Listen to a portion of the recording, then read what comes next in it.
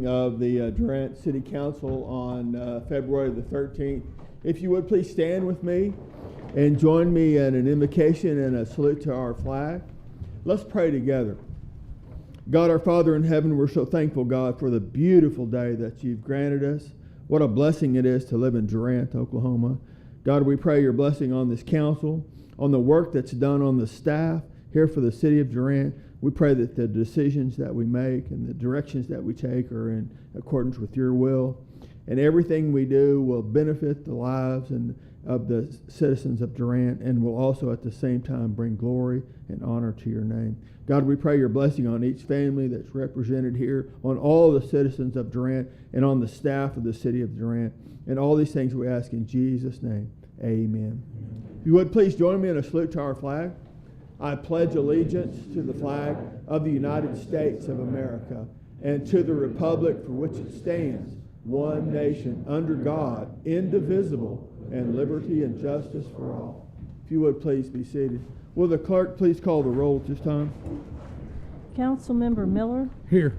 Councilmember Shear. Here. Councilmember Fuller. Here. Vice Mayor Simulescu. Here. Mayor Tucker. Here. I would ask if Kara Bird would join me in front for a presentation. Do we have a microphone?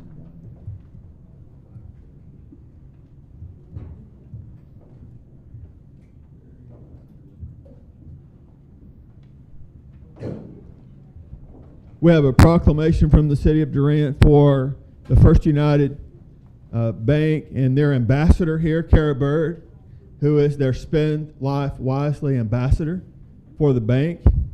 And the proclamation reads, whereas the United Acts of Kindness Day is recognized on February the 17th as an annual tradition for performing acts of kindness, and whereas millions of Americans focus together to change the world, one random act of kindness at a time, and whereas First United is seeking to complete 350,000 acts of kindness in one day, through the help and the generosity of residents, community leaders, churches, nonprofits, and businesses in the Durant community, and whereas the United Acts of Kindness Day will inspire people in our community to come together to spread joy, hope, and love to friends, family, coworkers, and neighbors of Durant, and whereas the United Acts of Kindness Day positively impacts lives by extending love and allows us to be more kind, and whereas I, Martin Tucker, the mayor of the city of Durant, do hereby proclaim February the 17th as United Acts of Kindness Day,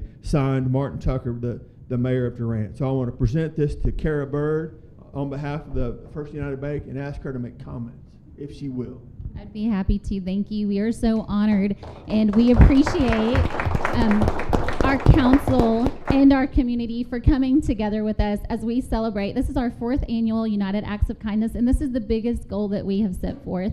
I have long said that the biggest asset we have in this community is our people, and I truly believe that we could accomplish 350,000 acts just in Durant alone, even though it is through our entire footprint. So our deepest appreciation to you, Mayor Tucker, and the entire council, as well as our city, for helping us accomplish this on this day. So we will be celebrating February 16th because obviously the 17th is a Saturday, but you are welcome to join us in as many acts of kindness. It can be as simple as holding the door for someone, smiling at someone, or forgiving someone for a wrong that they've done to you, and we can log those. I'd encourage you to go to our unitedactsofkindness.org website to capture those acts. And thank you again. Thank you very much. Appreciate it. Thank you.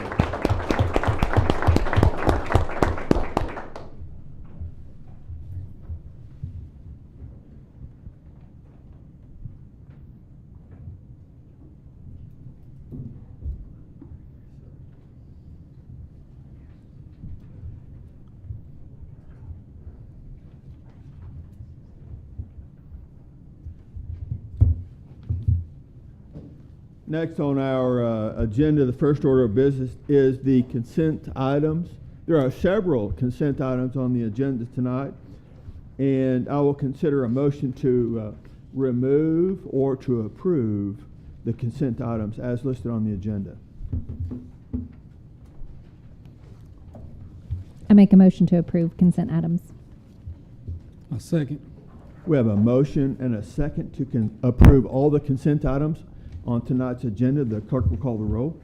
Councilmember Miller, Yes. Councilmember Shear, Yes. Councilmember Fuller, Yes. Vice Mayor Simulescu, Mayor Tucker. Yes. Item number 2 on the agenda is the financial statements for December of 2023 and the sales tax report for January of 2024. And I will turn the floor over to Ann Chin, our finance director. Good evening. In your statement, I attached the 3 major funds. One is a general fund, one is capital improvement fund, one is a DCUA fund, which means it's utility authority fund. And the first page that is a general fund. You can. Ann, would you pull that microphone closer to your? Thank you very much. Can you hear me? Okay. The general fund, that is the December's report, so it's past 50% of our fiscal year, and then you can tell the revenue that not including the transfer is 8,724,000. It's about 55% of our revenue. If we including the transfer from the utility authority and including the our beginning fund balance, it will be the 64.5%, but it's 9,874,000. And our expense, you can see that only for the department expense is about 43.4%. So it's lower than our budgeted. And if we including the transfer, it's about 44.5%. So also still under our budget. And the total expense, including the transfer, is 9,421,000. And so we have about 453,000 remaining for the year to date. And for the capital improvement, this one is a little bit just information that we have the capital improvement that including all our grant revenue, our transfer, and our loan money. That is part of kind of like, I say it's a revenue, and the expense is each department expense. And we budgeted it, but it's 6 months past, but we did not complete all the project yet. And some, for example, if we have the equipment, we order it, but we haven't get it.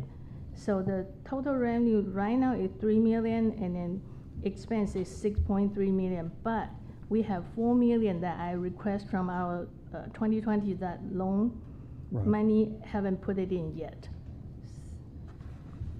I think, Ann, the thing to make sure everyone's aware of is some of these transactions, budget-wise, we're in control of.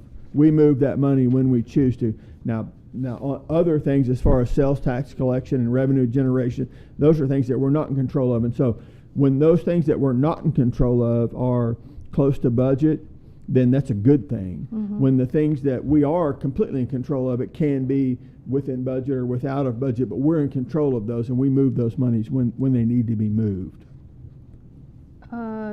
Normally, okay, when, for example, the capital improvement, we transfer some money from the Durant Utility Authority, and I'll put it into the budget. But sometimes, normally I'll break it down to 12 months and then transfer, piece by piece. Right. But sometimes I'll wait till the end of the year, then I'll transfer in one time. Right. So it depends on the situation. But when we put it in the budget, which means that we really need those money. Right. Yeah. The next is DCUA. This is our revenue, and this month, year to date, okay, our water revenue is about 48%, and actually we already passed 6 months, so it's supposed to be 50%. And the sewer revenue is about 58%, and the average for all the revenue is about 53.5%. So it's not, it's still, yeah, okay. Right. And then so it's about $8 million for our revenue. And then our expense that only for the department is 36.5%. So which means our department did not, it's supposed to be 50%, but our department spent less. And the transfer, if we including the transfer, is about 41%. And let me see. So the total expense for year to date is about 6,100,000. Still a positive variance to Yes. budget to Mhm. date. So Yes. that's very good. But remember that this time we transfer less to the Right. general fund. I Last have year to was keep- much more than this year. Yes. Yes. In the past, the average about 4.5 to 5 million, and this year we only transferred 2 million. Right. That is a lot of. Significant. Yes. It is. Yes. And about our sales tax, this is January sales tax. And you can see this colorful one, the breakdown one. The same, I break down to the 1% capital improvement, 2% general fund. This is the one that we can use. The total is 3%. And the quarter-cent of the economic development, that is used by the economic development and the DIA authority. And the 1/4 cent, the multi-sport facility, that's used by the DCFA that for the loan payment. And the same as the SOSU, that quarter-cent, that is also DCFA, the loan payment. And 5/8, that Durant, DISD, means Durant Independent School District, that improvement, that is when we build the high school, that they ask our sales tax to help them. And all this, I have to say that all this money, all this, even I break it down, but all this money is from the Oklahoma Tax Commission. They send it to city.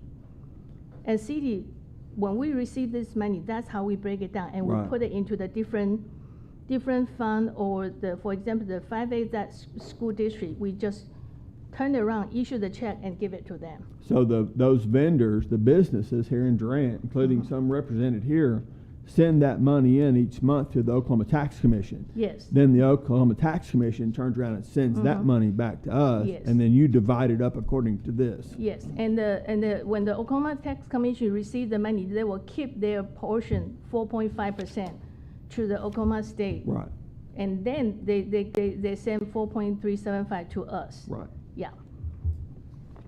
Okay, the 10 years that 1% sales tax revenue, the spreadsheet, you can tell that this year to date, we got the 7 months, and only 2 months is compared to the prior year, the same month is negative, which means it's less than the prior year. It's the January and the November. And the rest of the months is still steady increase. And now the average compared to the same period of the time that compared to the prior year is 2.47% increase. Now, Ann, you said only 2 of those months were less. I mean, compare the prior year, the same But now, month. how many of those months in the last 12 were all-time record high sales tax collections for the city of Durant? So let's accentuate the positive too, not just to say that there's only 2 that are negative, Well, right? Yeah, actually the 2020 and the 2020, okay, 2020, 2021, 2021, 2022, those 2 years is really good. Right. Yeah, COVID one years. is more than 10%. Right. Yeah. But the And we last have- 12 months, I think 6 or 7 of those months in the Mhm. last 12 months in Yes. sales tax collection Mm-hmm. for the city of Durant have been all-time high record sales tax collections. That's true. So let's say that too, okay? while we're saying that, Yeah. I just wanted to point that out. And we are really fortunate that some other city is not doing really well, Right. but we are. We are. Yeah, we are not bad. I Absolutely. have to say that. Okay, is there any question?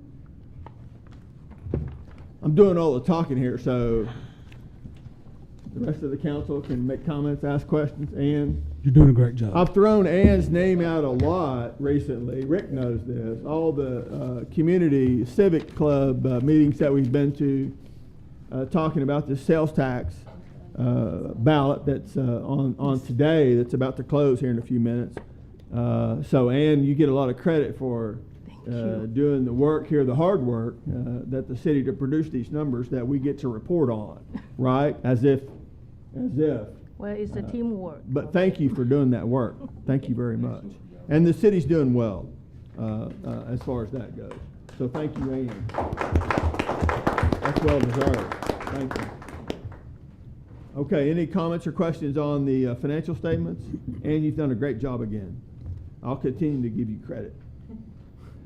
Next then is under agenda item number 4, administration. 4A is discussion, consideration, and possible action on the mutual aid agreement between the City of Durant and the Chickasaw Nation Emergency Management Office. Good evening, Mr. Council. Everett. Richard had a family emergency, so you're stuck with me. I'm sorry. So this is kind of a housekeeping for the Chickasaw Nation. They have this agreement with all of their bordering counties, all the counties that border their nation. This is for emergency management services only. This isn't sending police officers one way or the other, or firefighters one way or the other. This is for emergency services only. And it is signed it's an agreement between the Chickasaw governor, Chickasaw Nation governor, and the mayor.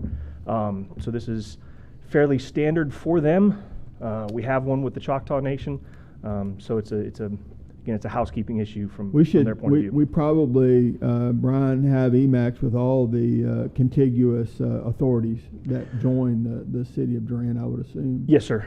So we have it with Bryan County, and then a waterfall through Bryan County with all of the contiguous. And just so everyone knows, this is an agreement that points both ways. We will help them when they need help, and they agree to help us when we need help, and that's why it's called a mutual aid agreement. Yes, sir. This is only for emergencies, as Yes, sir. Brian's pointed And they out. have a lot of assets, whether it's drone teams, cadaver dogs, on the emergency management side that we don't have. that we do not have, and God forbid we would need in the event of an emergency. Any comments or questions of Mr. Heverly? Thank you for presenting that. Sir, thank you. Do I hear a motion? Motion to approve 4A. Second. We have a motion and a second to approve item number 4A on tonight's agenda. The clerk will call the roll. Councilmember Miller, Yes. Councilmember Shear, Yes. Councilmember Fuller, Yes. Vice Mayor Simulescu, Yes. Mayor Tucker. Yes. Next, item number 4B is one that Mr. Bunce has been anticipating for some time, along with several others. Consider approval of a resolution appointing Economic Development Director Kathy Moore to the Southern Oklahoma Development Association Board of Directors, which is number R 2024-02.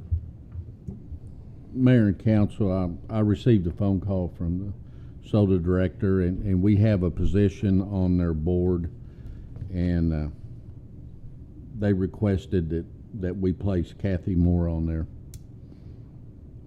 That's why that's on the agenda. Any comments or questions of Mr. Rumsey on that appointment? I move that we approve item 4B and appoint Kathy Moore to the board of the SODA. Second. We have a motion and a second. The clerk will call the roll.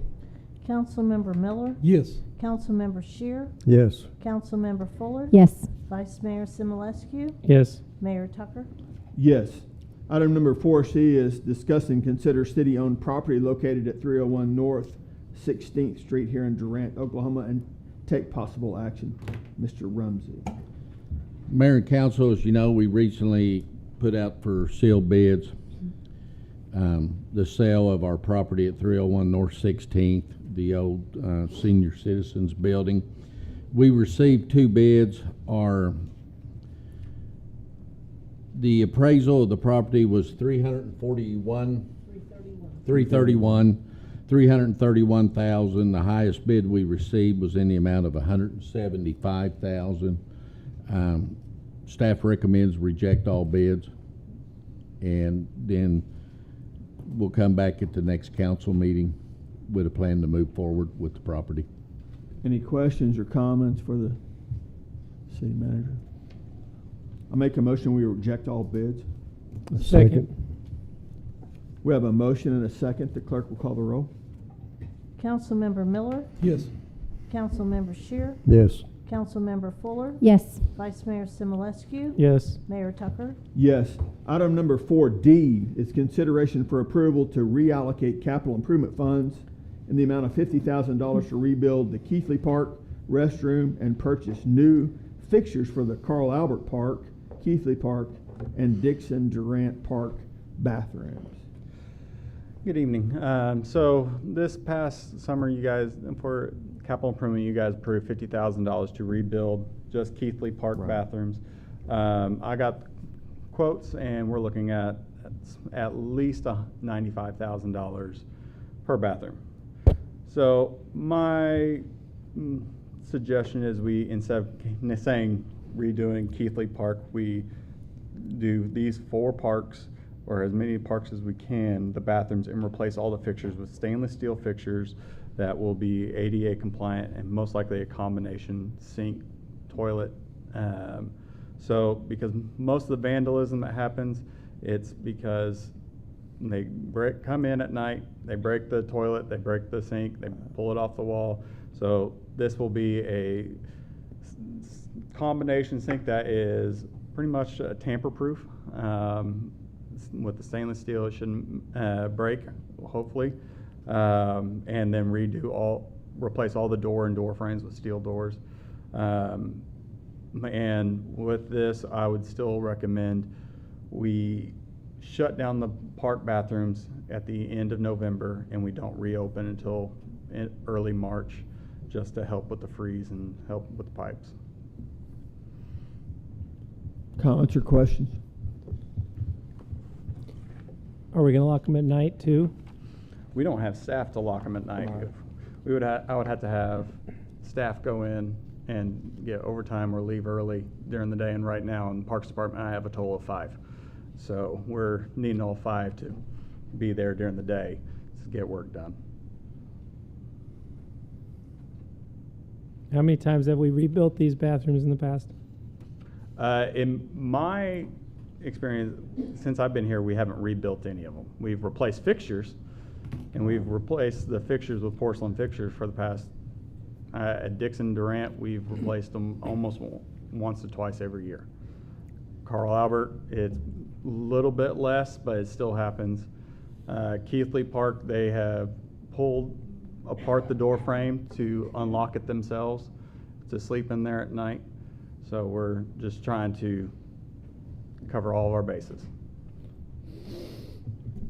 And you said, Ryan, this includes doors and Yes. and door jams? Yeah.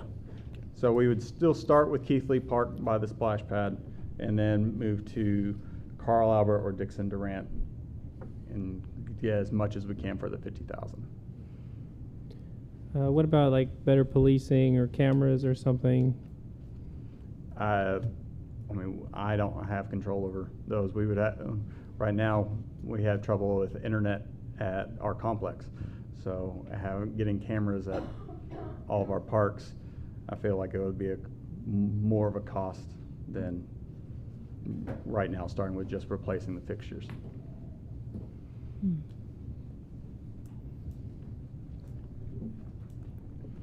Can they beat the stainless steel fixtures up?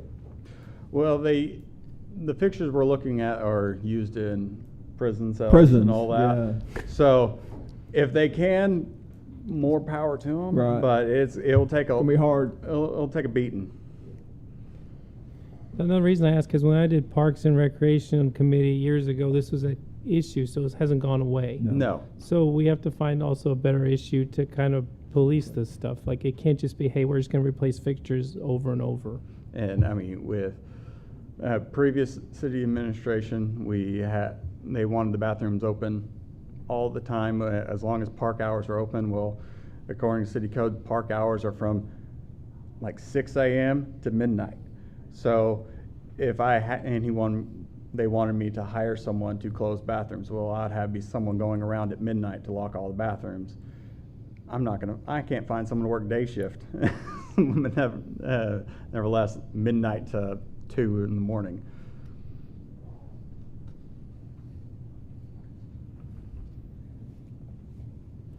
Any questions or comments? Mr. Brewer, appreciate it. Do I hear a motion?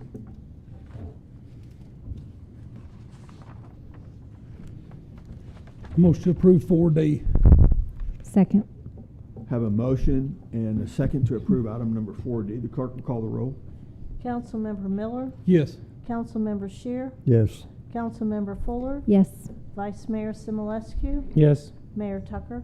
Yes, thank you, Mr. Brewer. Next is item number 4E, discussion, consideration, and possible action for approval of the calendar year 2024 pool schedule.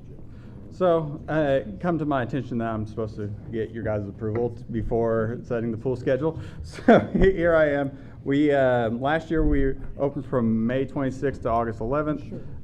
Roughly we're gonna keep the same open and close dates. It will be open school ends May 16th. We'll do our annual splash day where it's free admission the following day on that Friday. Then it will be open until a week or two before school starts.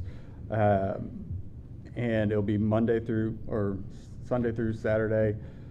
The only changes that we'll do is we're going to remove the pool parties in the afternoon on Saturday and Sunday to give the general public more time to access the pool.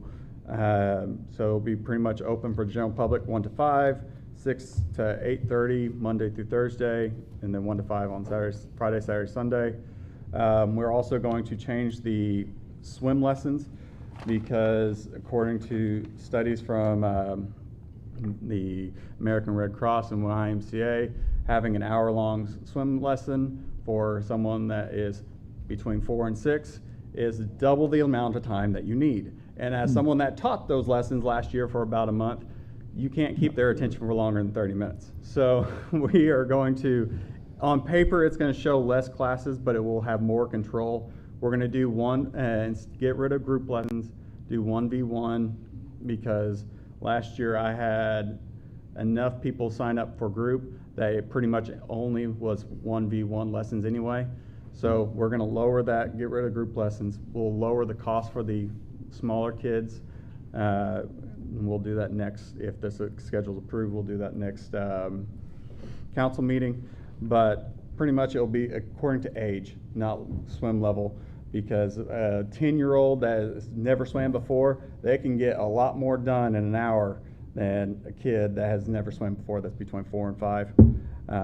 We would have roughly 80 kids throughout, and we can always add more because it's just adding an additional lifeguard for depending on what age group. Questions or comments from Mr. Brewer on the swim schedule?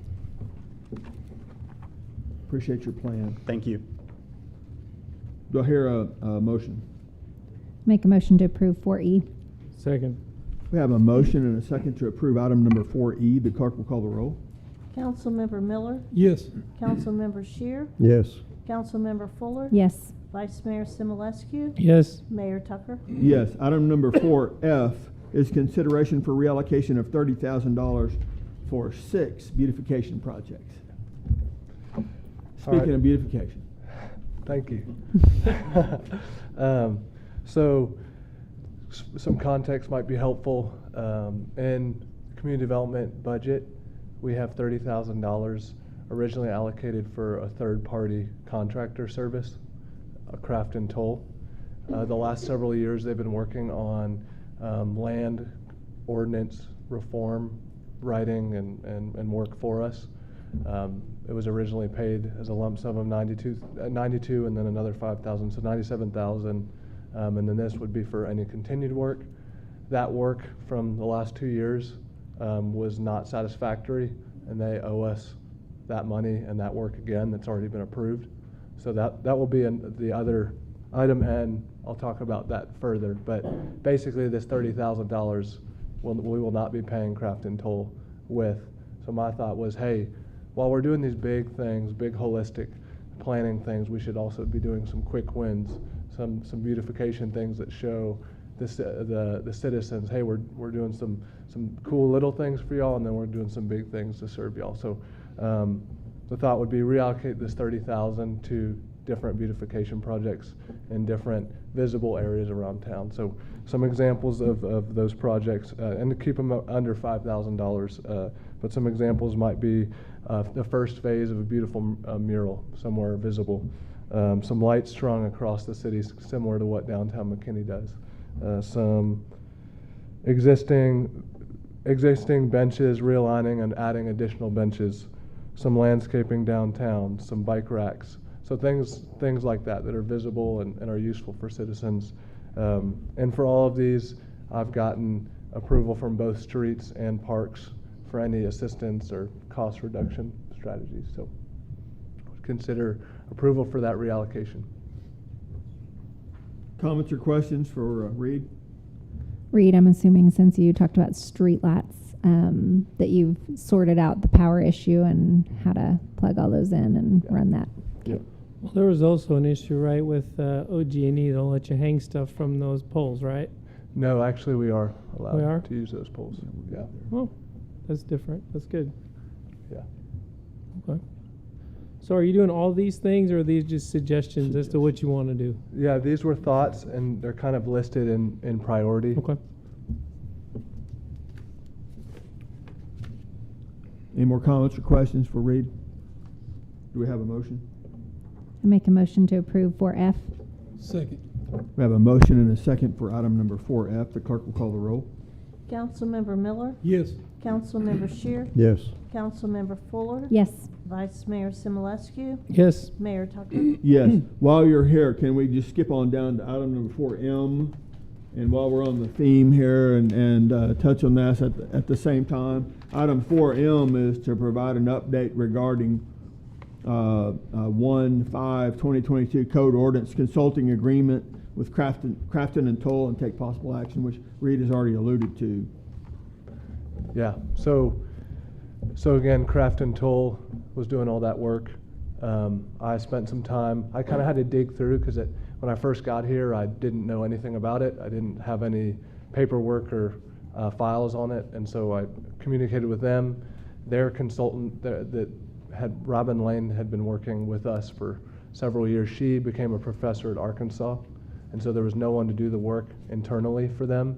And within the contract, which is attached, they have the right to reassign to a third party. Right. And basically, this is a consideration to approve the third party reassign to a gal named Susan Henderson, who works she's well known in the Congress of New Urbanism, she's currently doing a lot of code work with Ukraine and their post-war issues and post-war planning.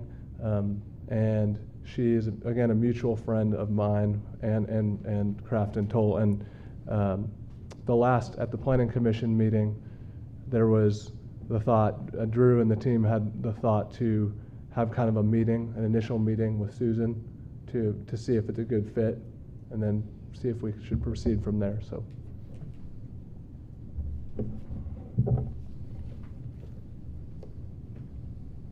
that's a contingent recommendation for Susan, assuming that Yeah, there's a fit. assuming it's a good fit at the meeting. Right. Yeah. And that we decide to proceed from there. Yeah. Okay. Comments or questions for Reed on item number 4M? So how long do you think it's going to take for all this to be done? Yeah, in the proposed contract, it's anywhere between 8 to 12 months. Okay. There's a lot of data that's been collected in the past, and then obviously kind of revisiting that data, and then the hard deep dive into those ordinances and changing those. So.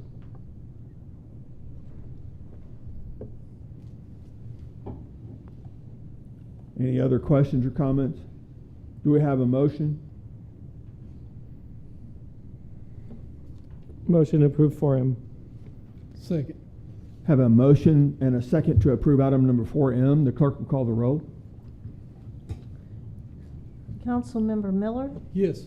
Councilmember Shear, Yes. Councilmember Fuller, Yes. Vice Mayor Simulescu, Yes. Mayor Tucker. Yes. We'll get back on to our regular order at item number 4G, which is consider approval of a request from Oklahoma Electric and Gas Company for an underground easement at Tom Smith Road. Go ahead. So this would just be considering the approval for this easement on behalf of OG&E. Again, the easement is for electrical service for their tenant, United States Cellular Corporation of Oklahoma. And Tom Smith Road is south of US 70, relatively out of the way.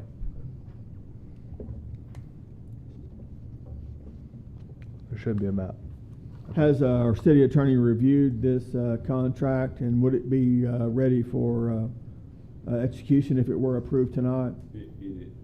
It is, Mr. Mayor, and this is a fairly standard easement Okay. for OG&E, Had especially to for ask this the type of question on the service. record. Any other comments or questions for Reed on this easement? I move to approve item number 4G. Second. We have a motion and a second to approve item 4G. The clerk will call the roll. Councilmember Miller, Yes. Councilmember Shear, Yes. Councilmember Fuller, Yes. Vice Mayor Simulescu, Yes. Mayor Tucker. Yes. Item 4H is very similar. That says consider approval of a request from Oklahoma Electric and Gas Company for an underground easement at Cemetery and Highway 70. So the same thing in a different location. Yep, exactly. So this one is at Highway 70 and Cemetery Road, and the specific electrical service would be the easement would be for three-phase electrical, specifically servicing the casino. And then again, I think the maps are attached.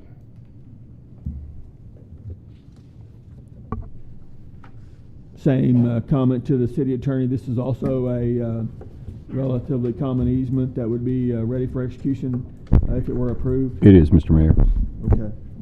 Comments or questions on this easement? Mayor, I think the only difference on this one, correct me if I'm wrong, but this has for the city manager to sign. I would recommend that we get a copy back from OG&E tomorrow for the mayor's signature. Have them uniformly executed? Yes, sir. I agree with that. Any other comments or questions? I move to approve item number 4H. Second. We have a motion and a second for agenda item 4H. The clerk will call the roll. Councilmember Miller, Yes. Councilmember Shear, Yes. Councilmember Fuller, Yes. Vice Mayor Simulescu, Yes. Mayor Tucker. Yes. Item number 4I is consider approval of request for a resolution of support for the North 5th and North 6th Avenue Bike and Pedestrian Connectivity Project between SOSU and the historic downtown Durant. Reed. Yeah. So for some context on this one, we have several private involved groups that are wanting to apply for a grant and get money to kind of to create a bike lane and some basically pedestrian travel opportunities between downtown and southeastern. And it's part of our master trails plan, that area being a trail. So definitely in line with our planning.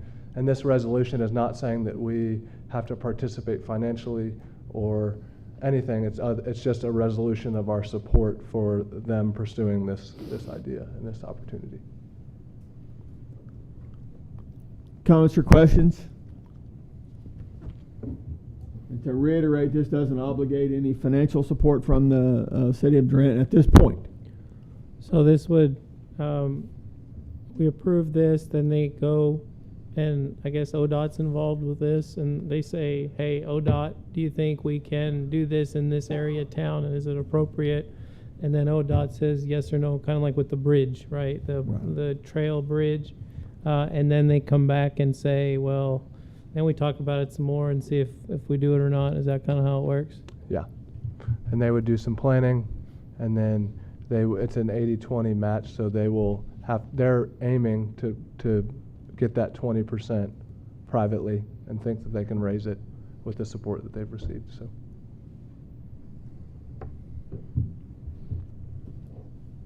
Any other comments, questions? Do I hear a motion for I'll item make the 4I? motion. I'll make the motion that we approve the request for resolution. Second. We have a motion and a second for item 4I to approve this request for a resolution. The clerk will call the roll. Councilmember Miller, Yes.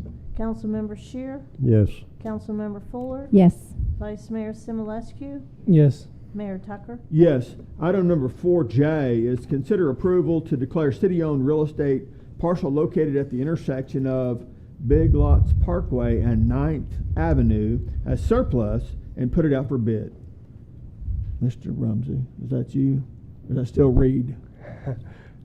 Yeah, Still it's me. Reed? It's me, but Rick, feel free to add in. So this is a city-owned parcel. It's a .95 acre former right-of-way that sits between Vision Bank. Vision Bank owns one side of the right-of-way and the other as well. And this is, they want to build a bank at this corner, but we have city-owned parcel right in between. So this is a consideration for a request to put this property out for bid, knowing that Vision Bank will probably bid on it so that they can build their bank. And then just for some market information, 7-Eleven Blanchard is selling at a relatively high price of $53,000 in the area for about an acre of land. So it's about a market comp of what that might look like. So, And the main thing is, it will go out for bids, sealed bids. So, and then we'll bring the bids back to the city council at that time, at the next meeting.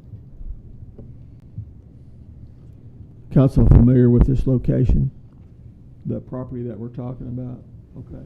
Any comments or questions on this tract of land? Okay. Do we hear a motion? Make a motion to approve 4J. Second. We have a motion and a second to approve agenda item 4J. The clerk will call the roll. Councilmember Miller, Yes. Councilmember Shear, Yes. Councilmember Fuller, Yes. Vice Mayor Simulescu, Yes. Mayor Tucker. Yes. Item number 4K is consideration and approval of a replat request for Vicky Stekowski. I hope I said that correctly. close enough, yeah. So before I start, I'm going to have Brandy Stachowski come up and kind of Okay. give some context and story of the property. I wait till now to get nervous, so I apologize. Good evening, everyone. My name is Brandy Stachowski, or Stachowski, however it comes out. I'm the family representative for Vicky Stachowski and the rest of the family tonight. She is the daughter of Linwood and Bessie Lilly. We are here to try to honor their last wishes. Some of you tonight may have known Linwood personally or professionally. He served on city council for several years and was mayor of Durant for a short time period. His wish was to leave his children and their descendants part of his life that he cherished the most, which was his homestead. If you knew him personally, he spent a majority of his days outside in his garden tending to his plants hours on end. His final wish was for the living trust was for his great-grandson to be given his home and the remaining property to be split amongst his living children and their descendants. Our family has come together to present a collective agreement to meet those desires. Our plans for this property are proposed to develop one new residential home, and the rest of the property plans to remain as is at this time. The executors of the trust spent a diligent amount of time navigating boundary lines that would allow the trust beneficiaries to receive close to equal portions as possible. Those boundary lines established were shown with the trustee deed attachments. We only learned after the fact that those divisions led to potential problems when hoping to build a new family home for one of our family members. The divisions presented tonight by the Community Development Director, Reed, reflect our willingness to work with the city with proposing a way forward. I encourage you to consider the divisions presented tonight or ask for open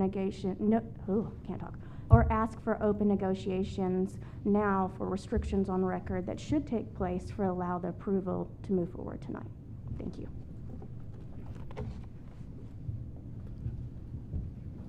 A picture would be very helpful right now. Yeah. So on page 108 of 145 in the city council agenda packet tonight is a plat, and I think this is what we're talking about, asking the city council to approve. Is that correct? Yes. Okay. Yes. Would a paper copy help at all? Has council seen that and familiar with the layout of this property? Okay. Maybe we can get to it on the television screen. What page did you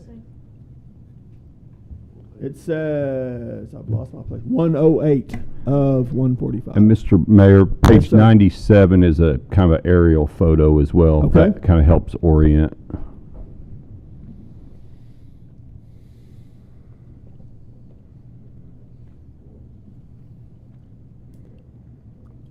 We're getting close. 97.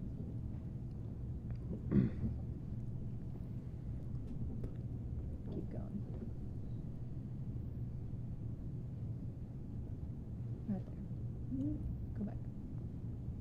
there, You zoom in on it. where it says replat, where all the crosshash, is that correct? Yep. So that's where this lot is that we're discussing is located. You can see Fisherman Lane there to the left of the crosshash. It's Washington Avenue that goes north and south on the left side of that crosshashed property. This seems very close to Dr. Similescu's home, doesn't it? Yeah, just a little bit down the road. Okay, very good. It's near your home too. Well, let's see. Can't quite see my home in here, but we can see yours. You're pretty How about close. that? Yeah, my neighbor's home you can see, but not mine. Okay. And so now let's skip on down to page 108, please, if we can, to see how this lot's divided up. These other ones are kind of hard to read.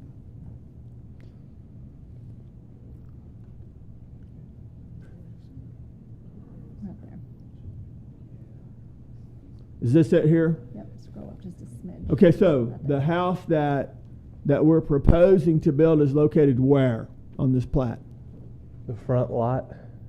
So there's already a house on the south lot, Okay. but there is not a house on the north lot, and that's where they're proposing to build. So I can read parcel 1 on the right-hand side of this track. Left of that, it just says Stokowski in a book and page. So is that the part that we're considering to replat?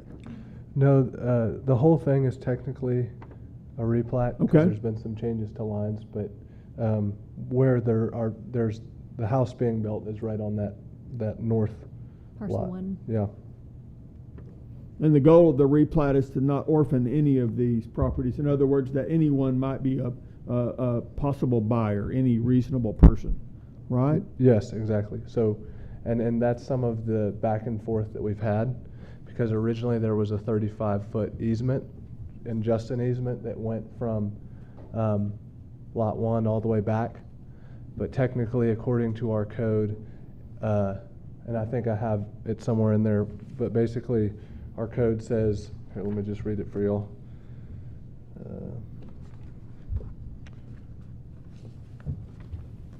Residential lots shall be not less than 60 feet in width, and that's for like an R2.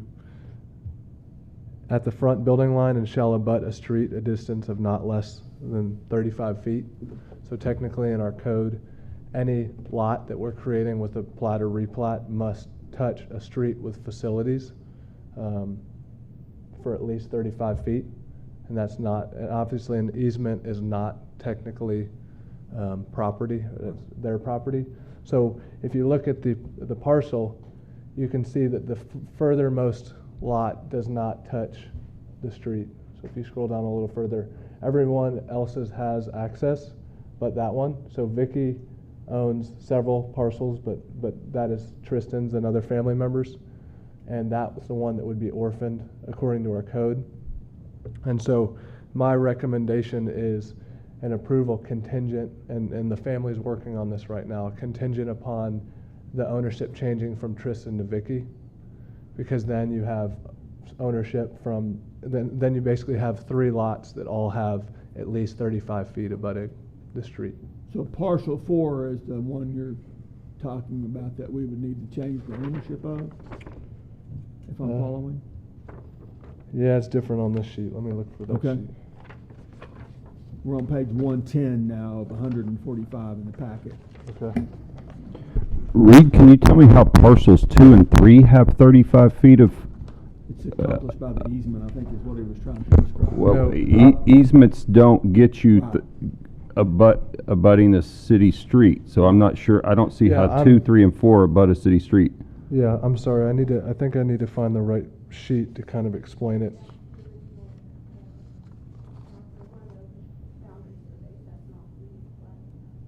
Yeah. Let me look for it.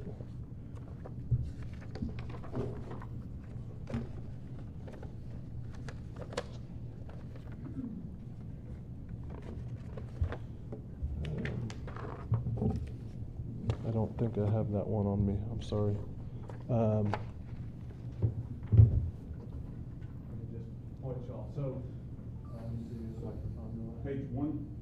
Page 115 is actually the proposed plat. Right.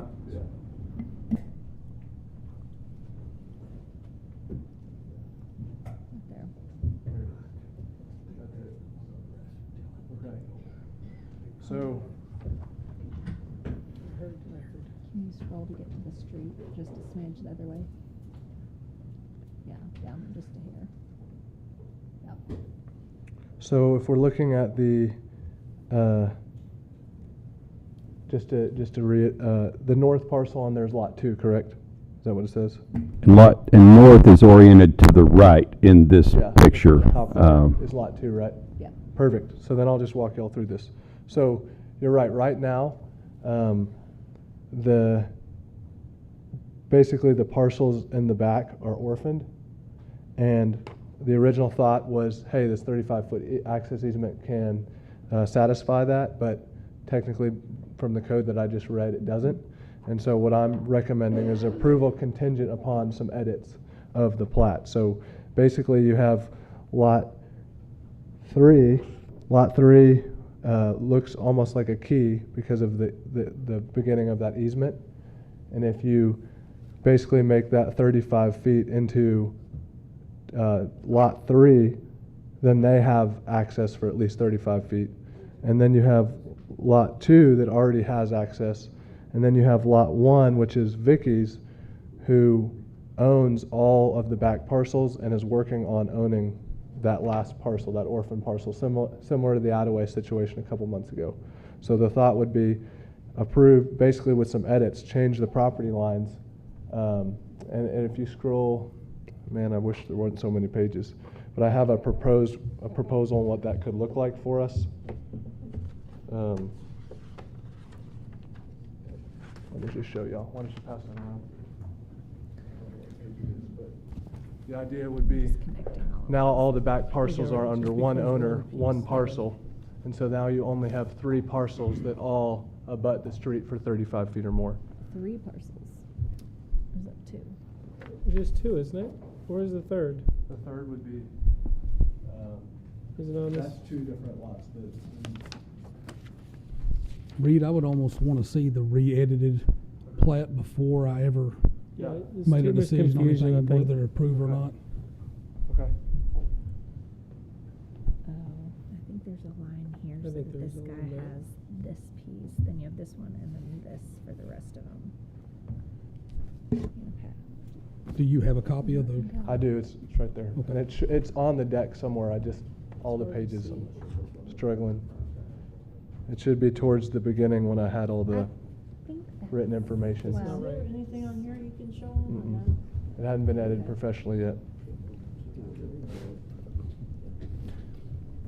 Can we table this until our next meeting? Would that be acceptable to the council? Yep. Tell us is maybe a little bit more developed and prepared for presentation. Any opposition to that? No. Would item 4K be tabled then? And L. And item 4L likewise tabled until it's ready for the council to consider? Yeah, Mr. Mayor, I think if it's tabled, it typically comes back in the same form as the request. I mean, it could conceivably there could be some clarification to it. So but if the council takes no action then on items 4K and 4L, would it then be perhaps in a better position to be considered at a follow-on meeting?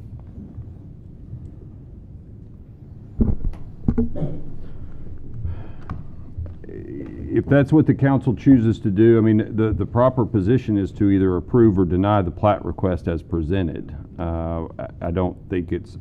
I think we're confused as to what we're actually presenting here, because it hasn't been clear. Well, there is a clear one, and it's on page 115. That's what's being presented, and that's not consistent with what our ordinances allow. And so if there's been some discussion of an amendment to it or a redrawing, but it's going to take deeding property between people, and that's a lot of contingencies. And so I think what would be appropriate is to deny, which is, I believe, what the Planning Commission recommended, was a denial. And then if they want to take those, if they want to make those property transactions and redraw those lines consistent with what our ordinance set forth, then they can do that and bring it back. But I mean, there's going to have to be property deeded back and forth and property lines changed and a lot of work to make it consistent with what our code, our land use code permits. I think the proper action is to recommend a denial, or is to deny. Okay, I was confused because then again, back on page 195, we got a staff recommendation for approval, and so this is where the difficulty, perhaps from my perspective, on how we're approaching this particular request to the council is to be considered tonight. Yeah, we didn't see anything from, I don't see anything from planning on there, because usually there's something from planning. Maybe I missed it when we looked through it, but I didn't see that on there. I didn't either. You're right, Mr. Vice Mayor. Typically, there is the recommendation from Planning Commission is reflected in the packet, but it's not. But my understanding is the Planning Commission recommended So denial. I'll make a motion that on items 4K and 4L in their present preparation or presentation to the City Council, that they be denied or not approved, and that's my motion. Second. We have a motion and a second for items 4K and 4L. The clerk will call the roll. Councilmember Miller, Yes. Councilmember Shear, Yes.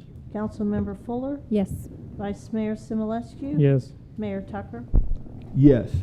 Item number 4N is discussion, consideration, and possible action on allowing Magnolia Villas LP to connect to city sewer.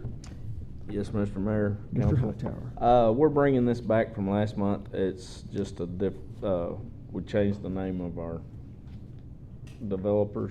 It's one out on west of Mercury Road where they want to do the triplexes. They're just requesting that they're going to tie into that lift station on the east side of Mercury. There is capacity for the triplexes. The developers are here if you have any questions. So there are 71 lots, and that would be 71 triplexes. Is that my understanding? Yes. Total is 213 units. Yeah. 213 residences. Yes. Okay. And the request is to connect to an existing lift station, all the sewer from those 213 residences into the city sewer treatment plant. Right.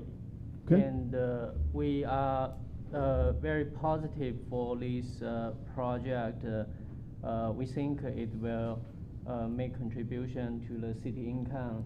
Last time there's a concern about the sewer fee collection, and the best solution, we go very traditional, systematic way. I think it's a HOA in the deed, because when I talk with my partner about the one bill suggestion from city council member, since this company, it's a LP company, we might, have some uncertainty in the future if we probably will sell the part of property because budget issue or financial change. Also my personal life things change.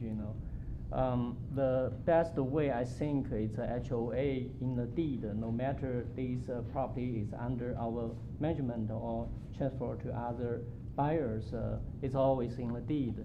And also, since when we start to build this and the initial phase, we will manage all this and we will enforce, they pay the city bill, and we can sign a guarantor agreement with the city, which we consult with attorney. It's also doable.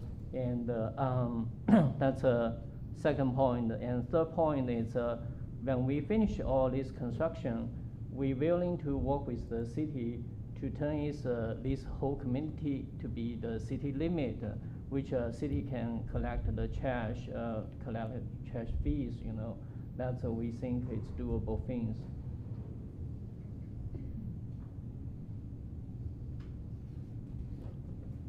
Any questions for me? Comments or questions? I think we rest back on the fact that this is rentals, right? These aren't, and I know you've got the HOA, but that's 213 bills that the city's going to have to follow up on. And if, you know, you have a quarter of them default on it, that's, you know, over 50 people that we're now having to come up to the organization to collect on. And it just seems like a long, drawn out process on both ends to ensure that the bills are paid. I'm not saying that they won't be, but it seems more work than I think we'd care to do as a city. And so I like the annexation thought, but I think if annexation was a consideration, that we should do it beforehand, because I would really like to see the development meet city code before we annex it. And so I don't know how open you guys are to that. You know, our civil engineer is a Barker's firm. He always use the city very strict code on our project.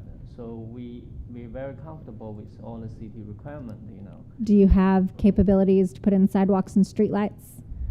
We have a green area. We will put a walk.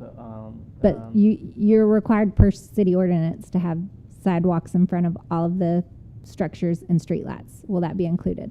The city, we put the walk area in our green area. Like what I said, most of the people, you know, walking the dog, they like walk in the park, you know. They not walk on the, you know, the sidewalk, you know. That makes sense. But and you would we have, you know, tennis court. We have basketball. no, those are wonderful, but that's not the code I'm referring to. You mean the street walk street in front of the house? The only things here is we need to reserve the parking lots for the unit. That makes sense. Right, but aside from the driveways. The parking lot, we haven't clarified what kind of design we will set for this each unit, you know, because we want to make sure it will be covered kind of parking lot for them. So we really need to consult with architecture how we design these, you know. I think I would prefer to see how this is designed and laid out before we say yes, we'll annex it, and before we can say yes, we'll tie city sewer in. There's got to be some moving parts that all work together here to make it work for everybody, I think, involved. If we really need to put the walkway in front of the house, we can do that, no problem. And streetlights. Yes, we can do that. The only things here is all the project vendor is lined up right now. It's waiting the city approve. Otherwise, they couldn't do anything because we need to sign detailed contract with them. That makes sense. So if we really need to put the walkway, we can put. It's fine, you know. Anybody else have a comment?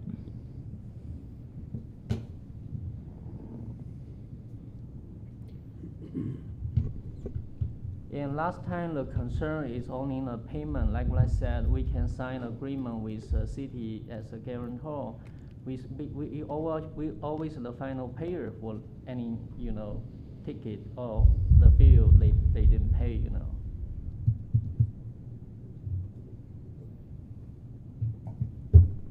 Any questions or comments? Humphrey's got something on his mind, I can tell by looking at it. Thank you.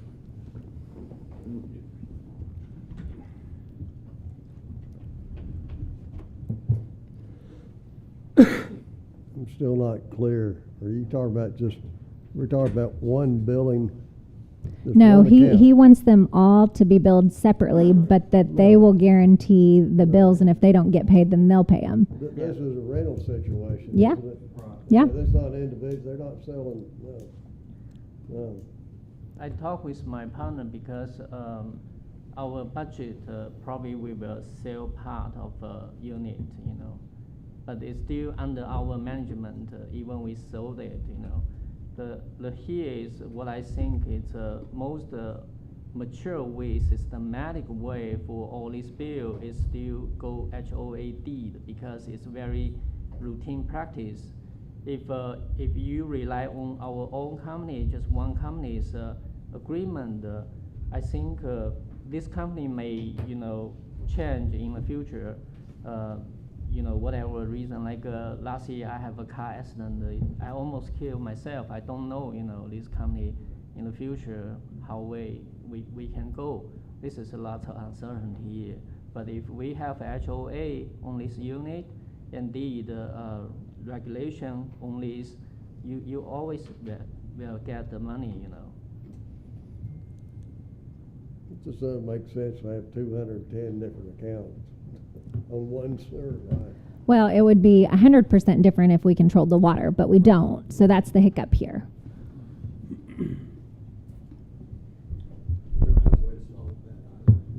Well, I think if there's you're one way to I think if solve you're in it. city limits and then you can do the trash and the sewer, it'd be different. So I think that's probably the best answer, but they have to meet whatever codes there are, right? I mean, they can put cutoffs on the sewer. They can do that, right? But now let's talk about these are rental properties. You have noticed that they get cut off. They don't own the property. You cut it off and all of a sudden the sewer's backed up in this building they don't own. I mean, we could do that and they would be the ones suffer the consequences of it. We I can mean, help city to cut off if someone don't pay that, then we pay the bill right away for sure. it wouldn't be right away, but it would be. The only way I would be comfortable with doing it is if somehow Rural Water 2 would redo their contract and clearly state that they will tell us what they're selling. Get in on this. All right, guys, I'm gonna jump in, and I want to be very clear. I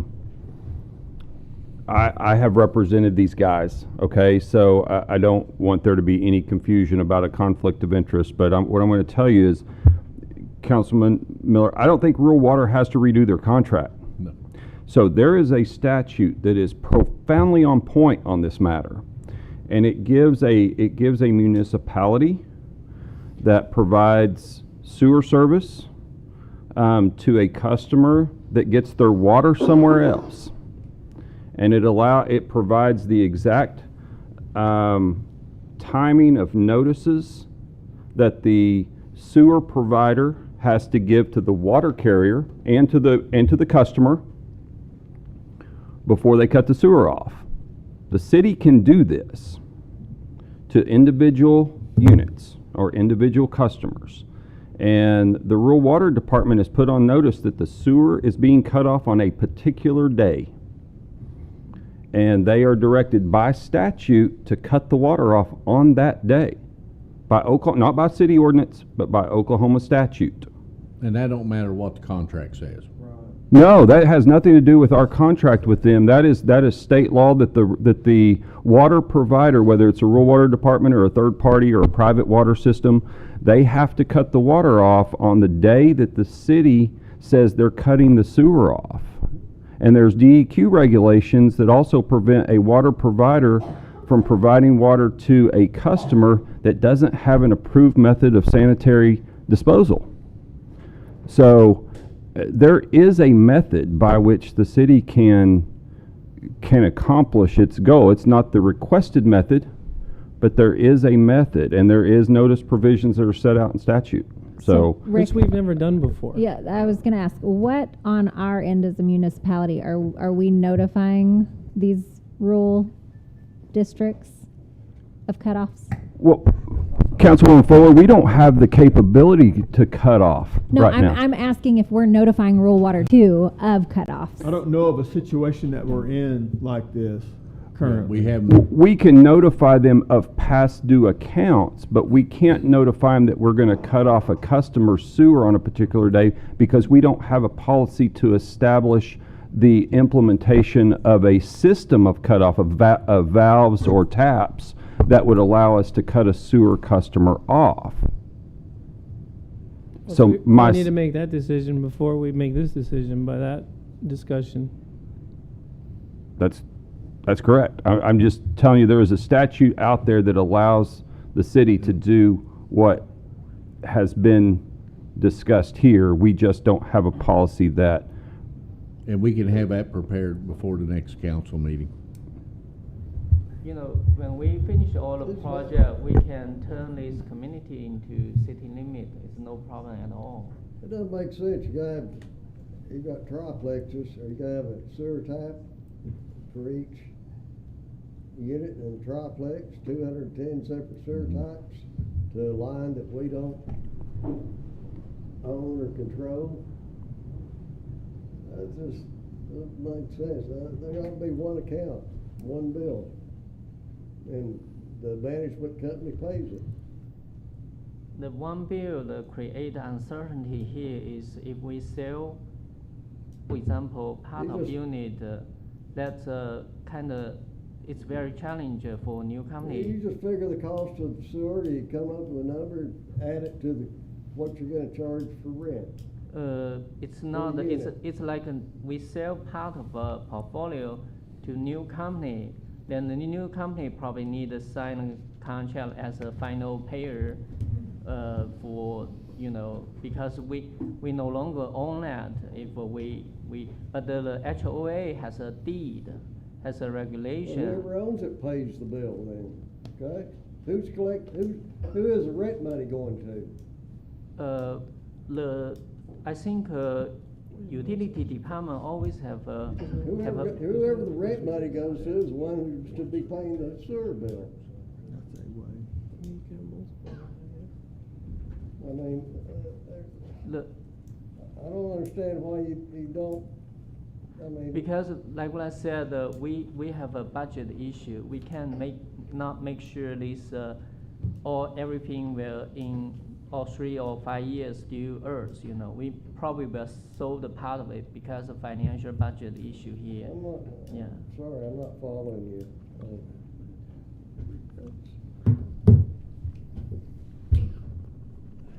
Okay. So nothing's changed from last month. That's pretty much what I'm hearing. Mm-hmm. We did, like what I said, we did propose a guarantee. Right. We proposed the HOA.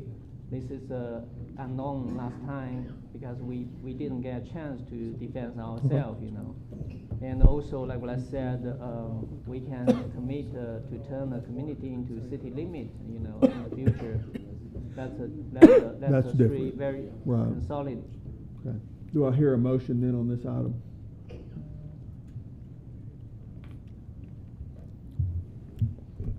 Item 4N. I don't think we're in a position. We don't have stuff in place. This half cooked. Back in the vein of our city attorney telling us to either approve or deny, at this point tonight, is this item in a position to approve or deny for tonight?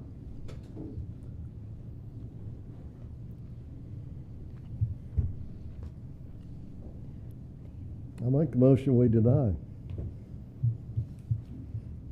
We have a motion. Do we have a second? Second. We have a motion and a second to deny item 4N. The clerk will call the roll. Councilmember Miller? Yes. Councilmember Shear? Yes. Councilmember Fuller? Yes. Vice Mayor Simulescu? Yes. Mayor Tucker? Yes. At this point in time, I would like to pause the city council meeting and call into order a meeting of the Durant City Utilities Authority tonight, February the 13th. The clerk will call the roll. Trustee Miller? Here. Trustee Shear? Here. Trustee Fuller? Here. Vice Chairman Simulescu?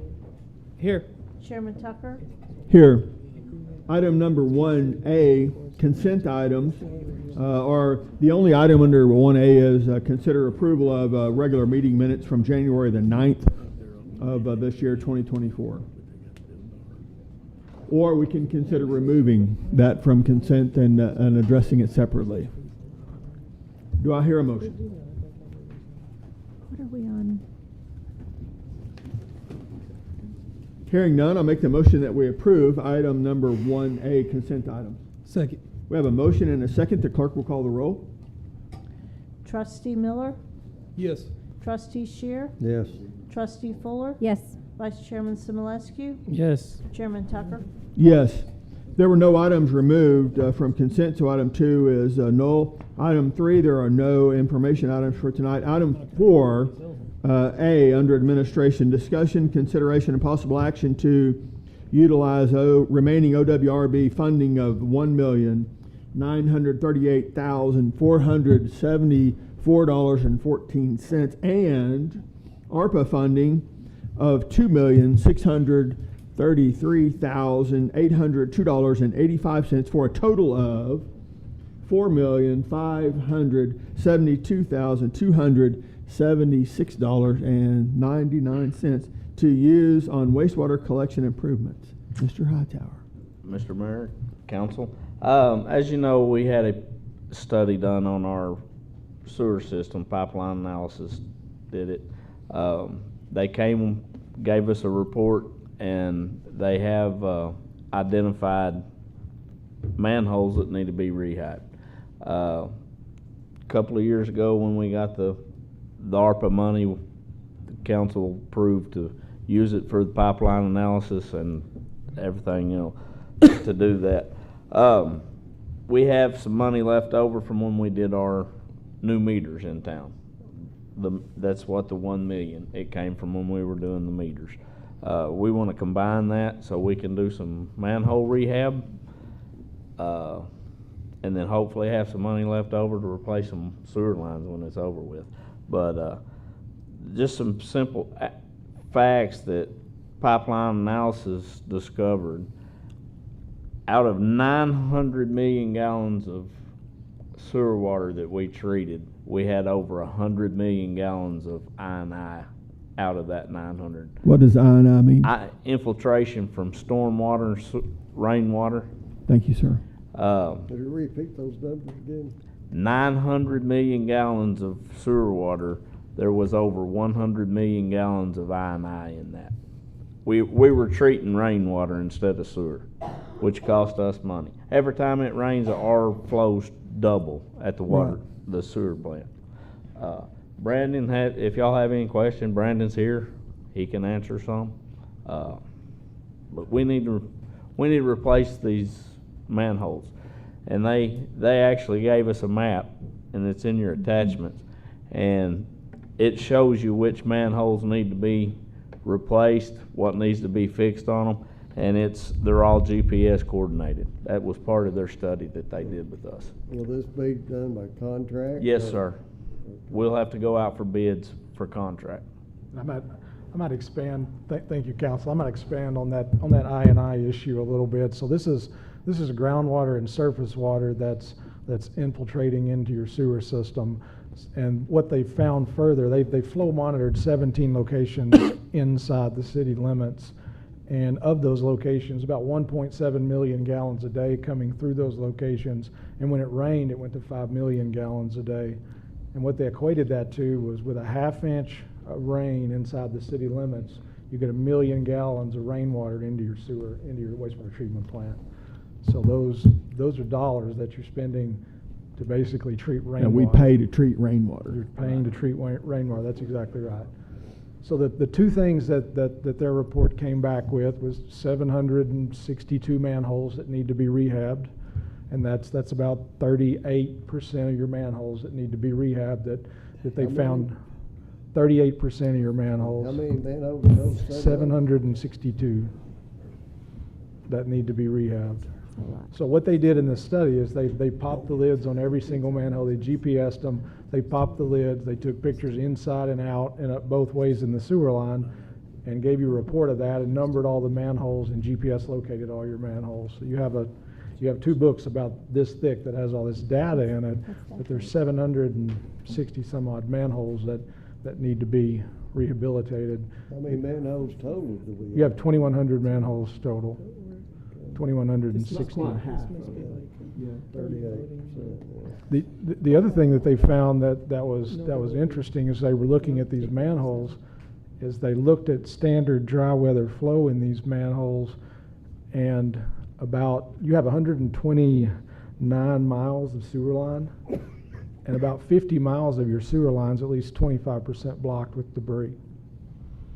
So the second recommendation, I know Danny and Humphrey are probably the only two here back when we approved this originally, but this was a 10-phase process to redo your sewer lines.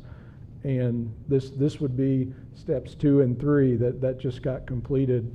Step 3 was a recommendation of clean and TV. So you've got about 50 miles of sewer line that needs to be cleaned and TV'd to find where the defects are in that 50 miles of sewer line. So that will be the next step, unless the city wants to take on cleaning those lines internally. But we have a good map from pipeline analysis of all the lines that are blocked.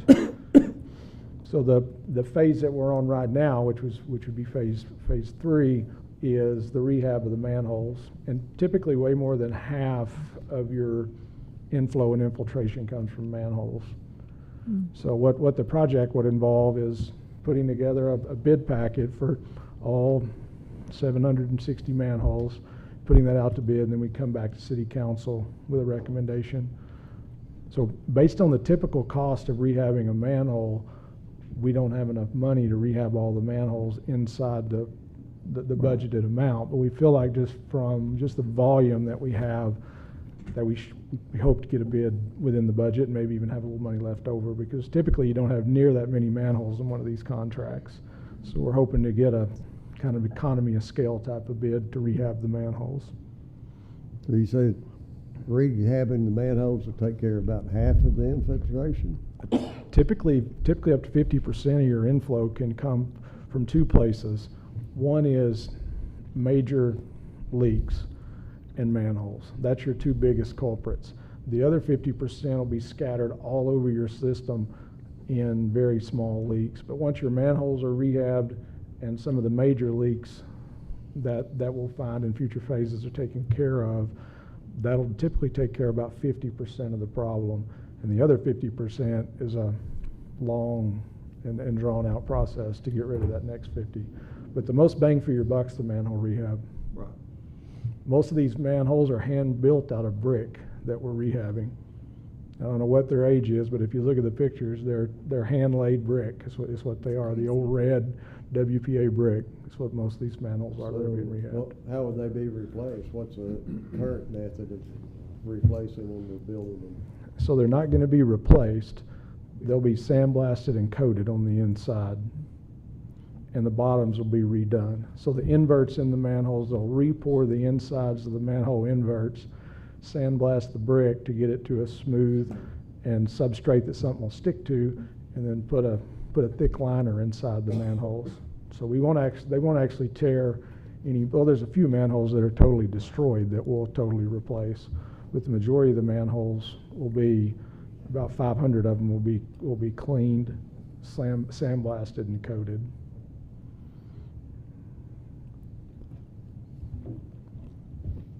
Questions or comments? Mr. Wall or Mr. Hightower, either one? This is a good report, by the way, if you didn't get a chance to go through it. That's good. That we purchased from the... Very thorough. Very thorough. Very thorough. Page 14, I think, had the only concern I addressed already with Mr. Hightower earlier today on the compass rose, but that's a minor detail.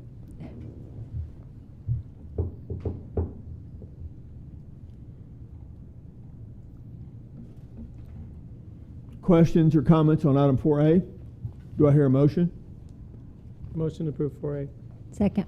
We have a motion and a second to approve item number 4A. The clerk will call the roll. Trustee Miller? Yes. Trustee Shear? Yes. Trustee Fuller? Yes. Vice Chairman Simulescu? Yes. Chairman Tucker? Yes. Next is item 4B, discussion, consideration, and possible action on approving an engineering contract with Wall Engineering for these wastewater collection improvements.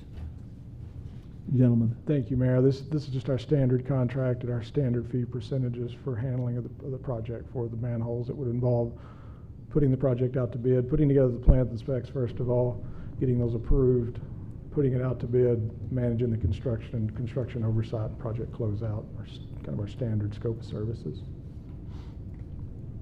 Has the city attorney had an opportunity to review this contract, and is it prepared for execution? I have, Mr. Mayor. I've reviewed the contract in the appendix, and Mr. Wall's correct. This is standard language for the contract of this type. Comments or questions on item number 4B? Hearing none, I'll make a motion that we approve item number 4B. A second. We have a motion and a second for item number 4B. The clerk will call the roll. Trustee Miller? Yes. Trustee Shear? Yes. Trustee Fuller? Yes. Vice Chairman Simulescu? Yes. Chairman Tucker? Yes, item number 5 is new business you. for the Durant City Utilities Authority. Hearing none, I move for adjournment. Motion. Do we hear a second? Second. We have a motion and a second to adjourn the Durant City Utilities Authority meeting. The clerk will call the roll. Trustee Miller? Yes. Trustee Shear? Yes. Trustee Fuller? Yes. Vice Chairman Simulescu? Yes. Chairman Tucker? Yes, we stand adjourned. At this time, I would like to call to order a meeting of the Durant Airport Authority. The clerk will call the roll. Trustee Miller? Here. Trustee Shear? Yes. Here. Trustee Fuller? Here. Vice Chairman Simulescu? Here. Chairman Tucker? Here.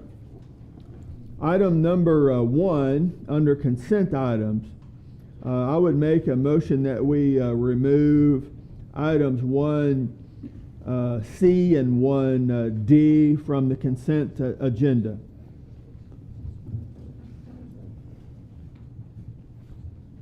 We have a second. Second. We have a motion and a second to remove items 1C and 1D from the consent agenda. The clerk will call the roll. Trustee Miller? Yes. Trustee Shear? Yes. Trustee Fuller? Yes. Vice Chairman Simulescu? Yes. Chairman Tucker? Yes. All other items passed. I would like for our airport manager to please address the council on the airport gate card policy and also the annual hangar inspection, please. Items 1C and 1D. Good evening, members of the board. So in regards to the policy for the gate cards, this is just listing out some expectations of what our tenants out of the airport would expect from them for having these gate cards, as well as should any of these policies be violated, what some of the consequences could be for utilizing these gate cards, i.e., letting unauthorized people that aren't tenants out there, have no business out at the airport, gaining access to that air side of the airport. This also lists out that while the airport director will make the recommendations for these, the city manager would have the ultimate authority to overturn this airport director's recommendations. That means if somebody, say, has a gate card taken away from them, they don't feel that it was deserved, they could then bring that up to the city manager, and the city manager could then overrule or follow through with whatever the airport director's recommendation was on that gate card. This also lists out, the pricing amounts per gate card for tenants and items like that.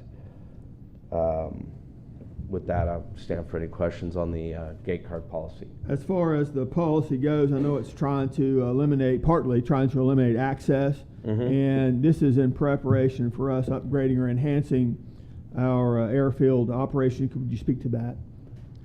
Yes, sir. So this is going along with the new access control system that we're getting out at the airport. It's going to be a gate card access system at our main gate there. We're also getting cameras put up around the different hangars out there and items like that. So what this is going to do is this is going to, again, allow us to better control who has access to our air side of the airport out there, as well as once we get to the point where we can upgrade all our fencing and actually get our perimeter fencing out there and everything else to better secure the airport, if you will. We'll already have this in place, so we wouldn't have to come back and rehash this at that point in time once we get that fencing project done. Any comments or questions for the airport manager? Hearing none, I'll make a motion we approve item 1C, the airport gate card policy. Second. Have a motion and a second to approve item 1C. The clerk will call the roll.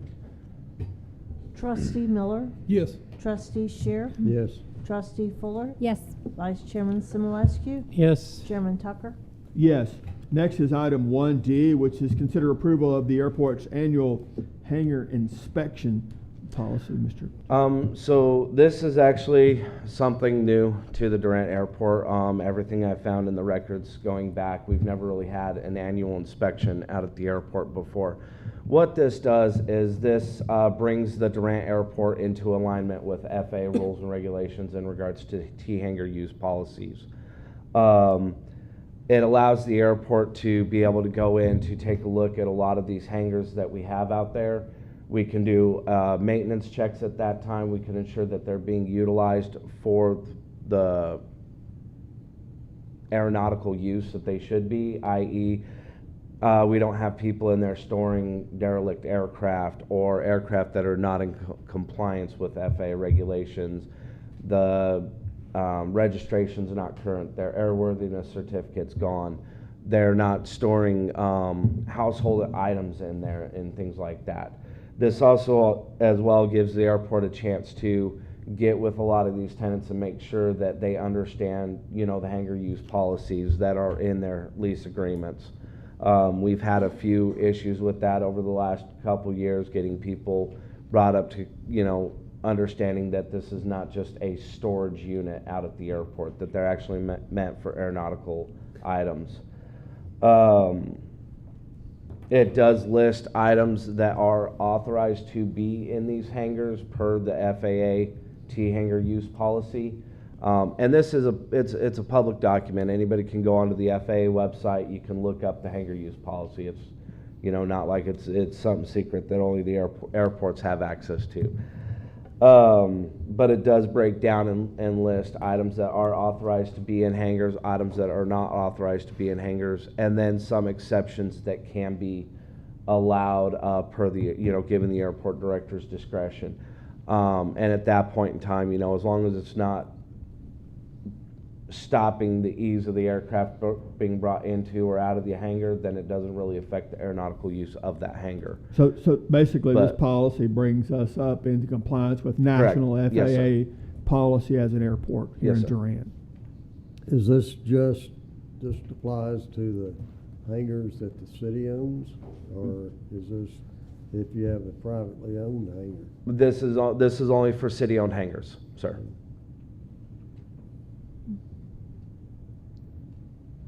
Other questions or comments? I move that we approve item number 1D, which is the airport's annual inspection. Second. We have a motion and a second. The clerk will call the roll. Trustee Miller? Yes. Trustee Shear? Yes. Trustee Fuller? Yes. Vice Chairman Simulescu? Yes. Chairman Tucker? Yes. There are no other items on the agenda tonight for the Durant Airport Authority. Is there any new business to come before the authority tonight?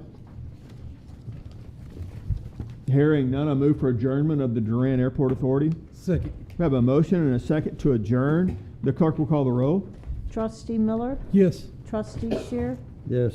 Trustee Fuller? Yes. Vice Chairman Simulescu? Yes. Chairman Tucker? Yes. We're back now in session, regular session for the Durant City Council, and we've completed all of agenda items number 4. We're down to agenda item number 5, new business for the Durant City Council. Is there any new business tonight to come before the council? There is none. The polls just closed 30 some minutes ago, and we are hearing bits and pieces of how our election is going to turn out. We're anticipating the vote count to come out here in the next couple of hours, and we're hoping for a positive outcome for the city of Durant. At this time, I move for adjournment of the Durant City Council meeting. Second. I have a motion and a second to adjourn. The clerk will call the roll. Trustee Miller? Yes. Trustee Shear? Yes. Trustee Fuller? Yes. Vice Chairman Simulescu? Chairman Tucker? Yes, we stand adjourned. Thank you all very much.